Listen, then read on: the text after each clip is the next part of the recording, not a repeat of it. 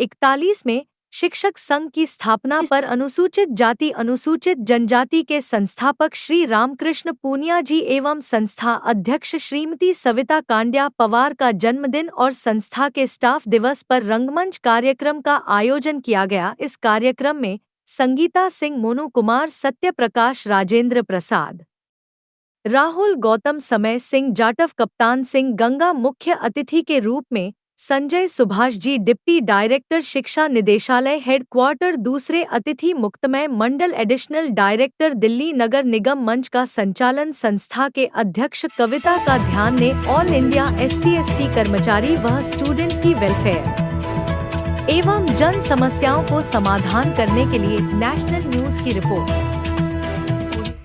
इस news channel पर जो भी वक्ता ने कहा वो उसकी अपनी राय है जिसकी पुष्टि नेशन उस समय इस्तेमाल किया था। मैं अकेली थी, इस्तेमाल मतलब पॉकेट नंबर उनको कोई कैंडिडेट नहीं मिल रहा था। मेरी अच्छी फैन फॉलोइंग थी और अक्सर मैं सोशल मीडिया पर जो मेरा शौक रहा है और अभी तक है वो मेरा शौक, मैं उसको बरकरार रखे हूँ। लेकिन अकेले मैंने इतना प्रचार किया कि जो सेंटर टीम थी MCT की वो भी बहुत परेशान हो गई थी कि भैया अकेले गाड़ी लेके कहीं पर भी घूम जाती है, कहीं पर भी प्रचार कर लेती। उन लोगों ने मेरे खिलाफ, बड़े बड़े सेंटर टीम के लीडर थे, उन्होंने मेरे खिलाफ प्रचार करना शुरू किया। मतलब कि कहते हैं ना जब एक नारी घर से निकलती है तो उनको और तो कुछ मिलता नहीं, और तो कुछ मिलता नहीं। क्या मिलता है? क्या मिलता है? बातें बनाना और चरित्र पे लांछन उठाना। बहुत माहौल खराब हुआ था उस समय इस तरीके से। लेकिन मैंने पुनिया से सीखा कि आगे बढ़ते हुए जाना है और धीरे धीरे सन 2015 में इसमें फोटो आई थी। मैंने तिरंगा सूट डाला हुआ है उस फोटो में। मैं 2015 में जंतर मंतर पे एजुकेशन पे पहुंची थी। वहां से मैंने इस मंच में एंट्री की थी। सर ने मुझे रोहिणी जोन की एज अ जिम्मेदारी दी कि आप रोहिणी जोन की जिम्मेदारी संभालो, रोहिणी जोन के अध्यक्ष बनो। उसके बाद सर ने मुझे सह प्रवक्ता, प्रवक्ता, कई तरह की मुझे जिम्मेदारियां दी, पर हौसले बुलंद थे। निरंतर मैं आगे बढ़ती रही। सर ने मुझे कहा कि आप वहां ज्ञापन देके आओ, वहां पे जाओ, वहां जाओ। अब मैंने कहा भाई पुरानी टीम है, MCT की अपनी जो मंच की जो दिल्ली नगर निगम नहीं है, पुराने उसमें अपने धुरंधर साथी थे। तो मैंने उनसे पूछा भाई आप चलोगे? सबने ज्ञापन दिया वहां पे चलने के लिए। तो कहीं ना कहीं वो मना कर देते थे। जब मैं उनसे फोन करती थी मना कर देते थे। सोचते थे कि मैडम अपने आप 2 दिन हाथ फिर के बैठ जाएगी, क्या ही करेगी, क्या तो रास्ते पता है। पर मैं इतना कहूंगी मेरा बचपन ही संघर्षों से बीता है। मैंने होश संभाला जब से ही मैंने सब चीज अपने आप करनी शुरू करी है। 4वीं क्लास में पढ़ती थी, मेरे पिताजी एक्सपायर हो गए थे।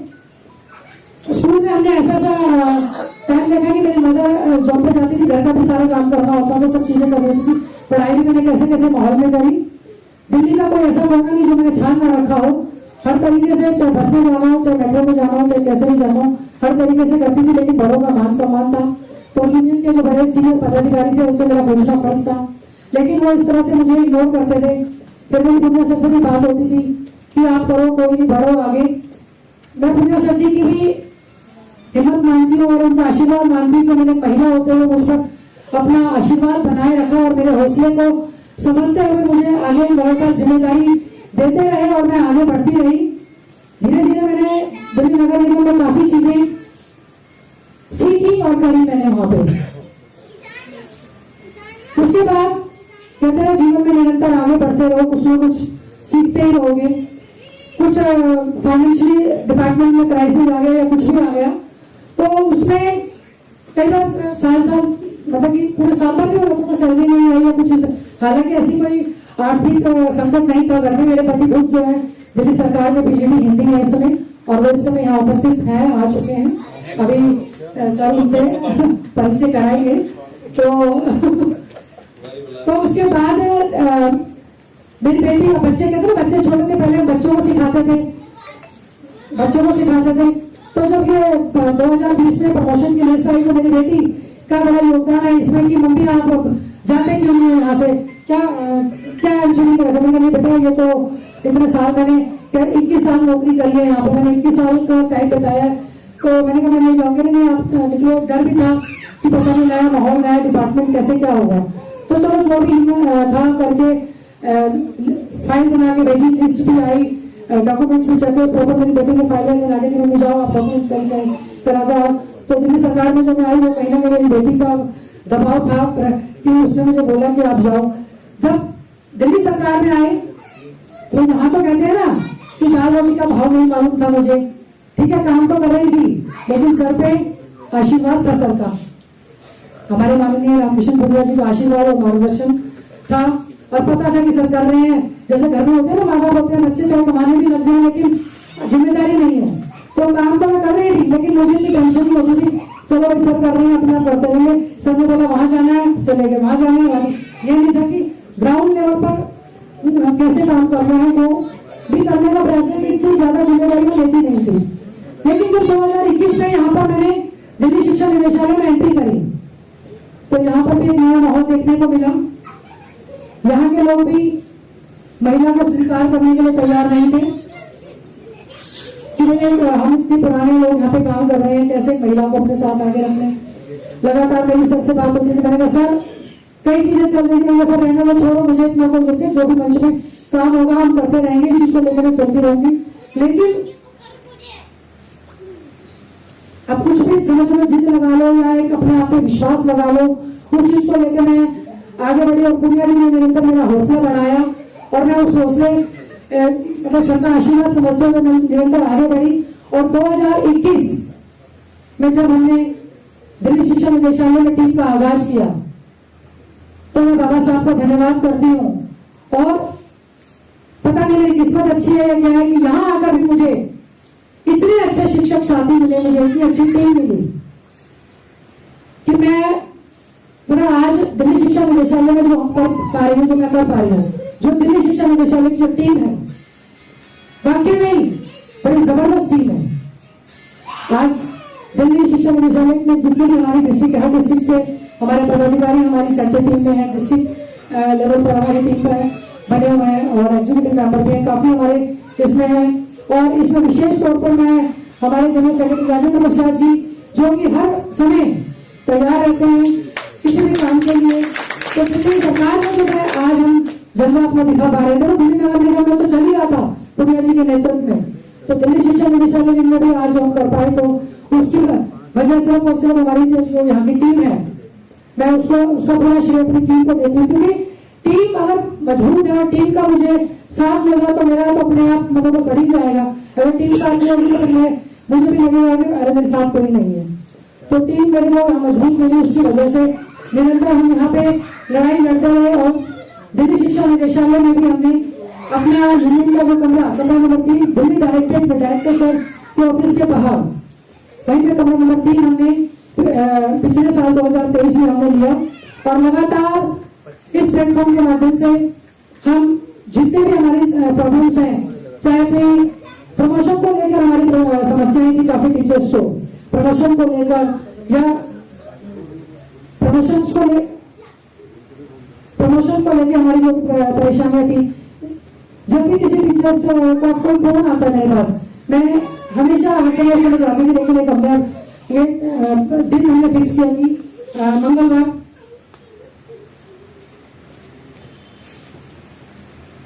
मंगलवार का दिन हमने वहां पे रखा है कि जितने भी हमारे टीचर्स की कोई समस्या होती है तो मंगलवार का दिन हमने फिक्स रखा है।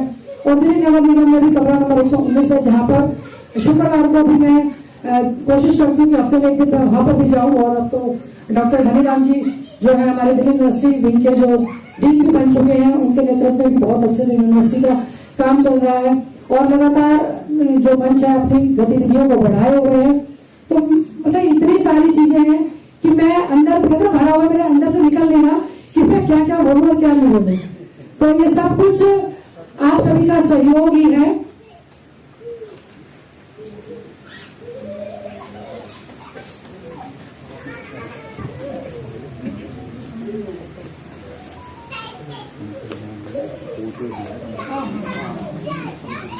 हाँ बिल्कुल। और जो हमने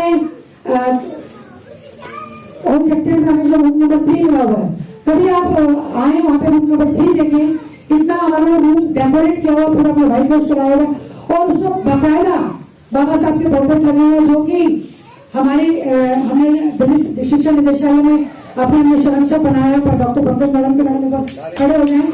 इन्होंने वहाँ पर बाबा साहब के बड़े बड़े पोर्ट्रेट दिए हुए हैं, वो पोर्ट्रेट हमने वहाँ पर लगाए हुए हैं। तो कभी आप दिल्ली शिक्षा निदेशालय में हमारे 2 पदाधिकारी वहाँ आए हुए हैं। तो एक मैं सबसे ज्यादा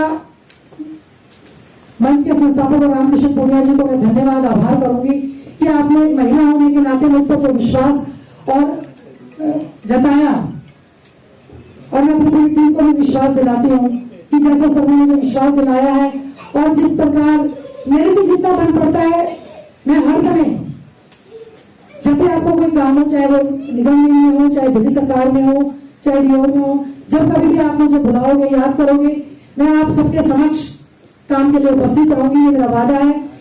बस महिलाओं पर कमजोर ना समझना, थोड़ा मुझे बोलना, मतलब कि बातें कम, थोड़ा सा काम में ज्यादा विश्वास करती हूँ कि ज्यादा बोल के मैं मुझे बताऊंगी ये किया वो किया। हाँ, लेकिन मैं हर समय आपके बीच में, जब भी आप मुझे कभी दिल से याद करोगे किसी भी काम के लिए, मैं आपके बीच में उपस्थित रहूंगी। और मैं बस यही कहना चाहूंगी, धन्यवाद। आप सभी इसी तरह से उनका विश्वास बनाए रखें आगे भी। और एक सबसे बड़ी बात मैं आपको बताना चाहूंगी कि ये प्लेटफॉर्म 41 साल से चल रहा है और आगे भी इसी स्पीड से, जैसा चल रहा था उससे ज्यादा स्पीड से ही आगे चलेगा। इसमें हमने इस मंच में हमने कुछ चीजों को शामिल किया है। आप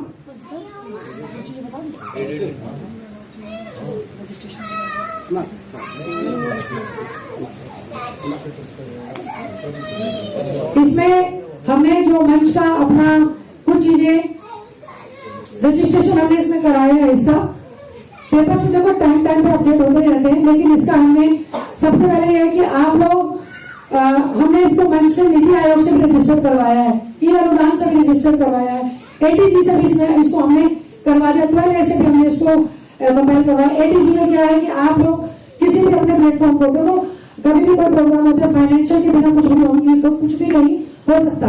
मंच में बड़े बड़े प्रोग्राम करते हैं, कभी भी आप मंच को कोई डोनेशन देते हैं या कुछ भी किसी प्रकार की सहायता करते हैं, तो हमने एटीजी से अपने मंच को रजिस्टर्ड करवाया है, जिसके तहत आपको बाकायदा उसकी जो स्लिप मिलेगी, जिसका आप फायदा इनकम टैक्स में उठा सकते हैं। इनकम टैक्स में भी आप उसका फायदा उठा सकते हैं, तो इनकम टैक्स में उसका फायदा उठाएंगे। नीति आयोग ने हमने रजिस्टर कराया। आने वाले समय में हमारा पूरा फोकस है कि जितनी भी, चाहे वो दिल्ली सरकार की है, चाहे वो भारत सरकार की है, चाहे वो भारत से बाहर विदेशों की है, हम वो भी सहायता अपने टीचर्स के लिए, अपने बच्चों के लिए प्राप्त कर सके और ऐसी टीचिंग एड्स हम उनको बच्चों को अपने मुहैया करा सके। अभी पीछे क्या मुझे कुछ स्कूलों से कंप्लेंट मिली कि दिल्ली सरकार में पढ़ने वाले स्कूलों के बच्चों को, पहले SC/ST बच्चों को जो है जो स्कॉलरशिप मिलती थी उसमें इनकम सर्टिफिकेट नहीं मांगा जाता था। अब इनकम सर्टिफिकेट की बाध्यता कर दी गई, जिसके लिए भी पीछे हमने जून में मैंने एक लेटर जो है MOC जो ITO पे जो अपनी MOC मिली है वहां पर मैंने दिया, वहां के डायरेक्टरेट को दिया है। हमने ये बोला है कि आप ये इनकम सर्टिफिकेट की जो बाध्यता है उसको समाप्त कीजिए, जिसकी वजह से हमारे बच्चे जो है स्कॉलरशिप का बेनिफिट्स नहीं उठा पा रहे। तो उन्होंने हमें वादा किया है कि, और उसके रिगार्डिंग लेटर डिपार्टमेंट में आ भी चुका है, दिल्ली सरकार में डायरेक्टर के पास लेटर आ भी चुका है, मैंने ग्रुप में शेयर भी किया था। और इसके अलावा हमने ये भी लेटर दिया हुआ है कि जितने भी स्कूल में पढ़ने वाले बच्चे हैं उनको या उनके पेरेंट्स उनको ये नहीं पता होता कि किसी भी प्रकार की स्कॉलरशिप को लेने का क्या क्राइटेरिया है, तो हमने ये डिमांड की है जो दिल्ली